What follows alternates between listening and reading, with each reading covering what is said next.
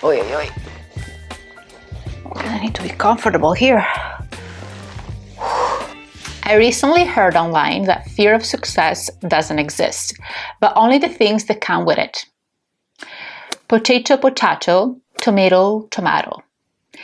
Like if you were afraid of spiders, it's not that you're afraid of that little spider, but what it can do to you, or maybe you're afraid of the look of it, it disgusts you for a spider, but not because you're afraid of that thing, unless it's a black widow or a spider that can harm you. But obviously the things that are coming with that. And so is fear of success. It's a very general word, right? And today we are going to explore what that word, what that phrase, being afraid of success means. And let's find out if you have it or not. From someone who experienced fear of success for a long time and let this subconscious fear ruin things for me, well, let me tell you that this fear is totally valid and real. As a clinical hypnotherapist and coach, let's analyze fear and see if you have it, if you are subconsciously repelling success coming into your life, and how to overcome it so you can open the gates to abundance and infinite possibilities. And if you like this topic, if you want to know more about how to build a profitable business that is aligned with your values and in integrity with who you are, well, click the like button, subscribe, and even the bell if you want, so you can get notified every time I drop a video. Hi, I am Monica Valero, and I'm a holistic business coach. I'm a clinical hypnotherapist, and I also help with the strategies for coaches and healers who want to build their business from the ground up in an authentic way, and then they want to scale it with marketing strategies and healing and inner work. So if you like all these topics, stay tuned and stay here with me, because today is going to be hot. But before we go ahead, let me share with you the difference between fear of failure and fear of success. Fear of success is more not feeling worthy of success and not living up to certain expectations that you fear are coming with being successful, or losing certain things if you become successful, or people. Fear of failure instead is fear of rejection, fear of not being accepted, and fear of not living up to certain expectations. So you see, the two things are merging in certain aspects, but they're very different. And today we are going to tackle fear of success. Fear of success, let's be very clear, it's not wanting to be successful. Because there are so many people who are aiming to be successful, who they want it really, really hard, and no matter how much they work at it, on it, there's always something going wrong. Perhaps if this is you, let me know in the comments, because this used to be me. I was chasing success, and the more I was chasing it, I had a few results here and there, but there was always something blocking it. If you would have told me a few years ago that I was afraid of success, I would have told you that you were cray-cray. Like, are you kidding me? I am the embodiment of somebody who wants success. I moved to America to be successful. I'm doing all the things, but I didn't know that subconsciously I was sabotaging myself, and I couldn't reach certain heights because I had some, not just mindset work, but some healing to do. But I didn't know that. In fact, I want to share with you some symptoms that are related with fear of success. Number one, self-sabotage. For example, putting 29 things on your calendar and expecting yourself to do them all, and then getting disappointed because you can't. Getting frustrated, getting overwhelmed because you can't get everything done, but also subconsciously putting all those things because, oh well, that's a lot to handle for everyone, right? That's just an example of self-sabotage. Number two, procrastination.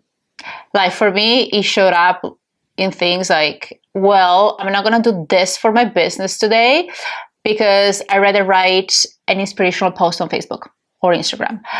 I was doing all the things that were not moving the needle in my business instead of really taking action on the things that were important, were bringing in sales.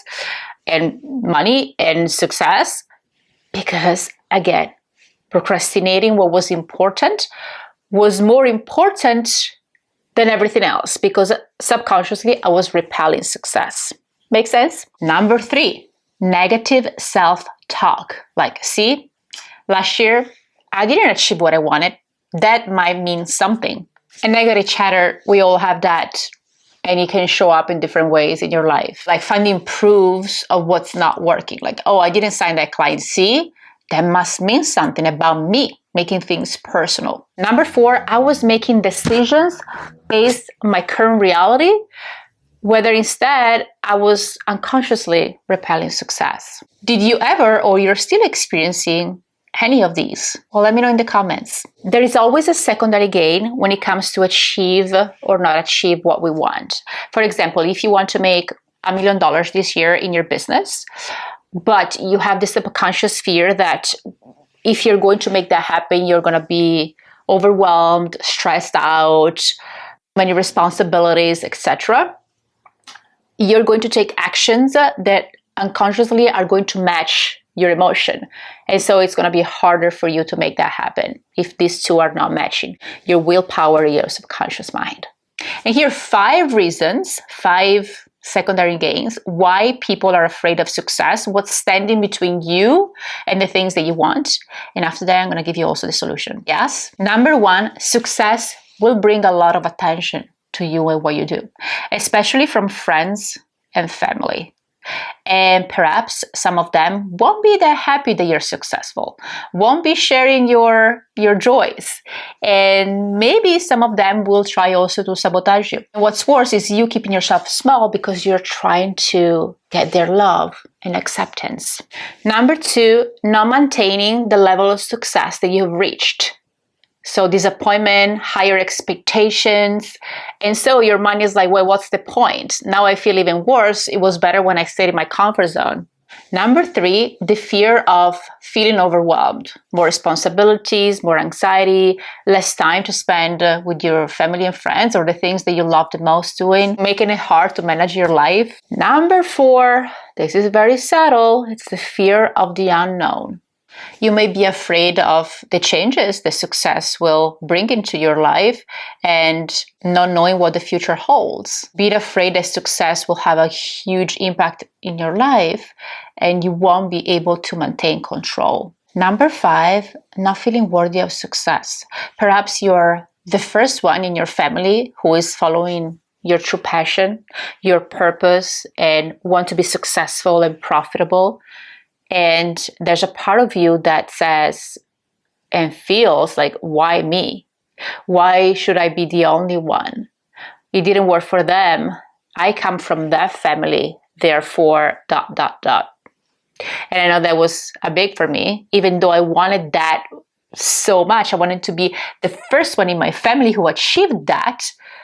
But subconsciously, I was like, well, I come from that, so it's going to be harder for me. And I was creating excuses because of my fear of success. But let's talk about these solutions, the 5 solutions, so you can rewire and change all that, so you can be successful in no time. The fastest of them all is actually inner work, subconscious work. And that's actually one of the things that I help my clients with inside of Profitable Purpose Academy.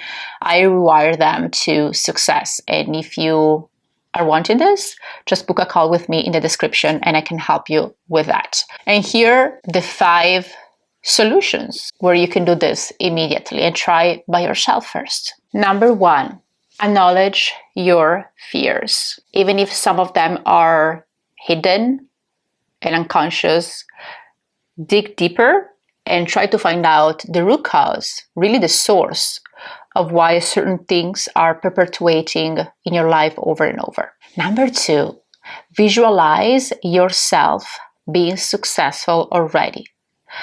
How would you talk? What would you do? How would people around you treat you? How would you let them treat you? And if you're wondering if your circle of friends are gonna still be around once you are successful, well, maybe it's time to find a new circle of friends who are there to support you and helping you actually to go to the next level. Number 3, reflect on your strengths. You don't have to be good at everything, but I'm sure that you're good at something. And so focus on that. Number 4, set attainable goals. Something that you're dreaming about, but you know that you can make happen, that they are achievable. And take one step at a time. And if you actually want to make a business plan for your business in a way that feels good and in a way that feels aligned with you, actually watch this video over here. Number 5, write down all of your successes. And if you're thinking, well, I haven't been successful really in anything, let me ask you a question. Did you graduate from school? Yes? Great. That's a great success. Do you have a great relationship with a family member? That's a great success. Even small things, it just proves to your brain that you can be successful at something. And then sure, you can acquire new skills, but repeat to yourself over and over that your success is inevitable. Acknowledge your progress, and this will help you stay on track with the things that you want to achieve when things are getting hard, because they will, when you feel anxiety, when you feel overwhelmed. Building a business and the life of your dreams is not a destination, it's a journey. And you decide, my friend, how you want to experience it. Let me know in the comments if this video was helpful, and if you really want to build a profitable coaching or healing business, book a call with me. It's just a chat, but I would love to share all the ways in which I can help you through inner work and strategy and make this year your most successful one yet. Ciao, ciao.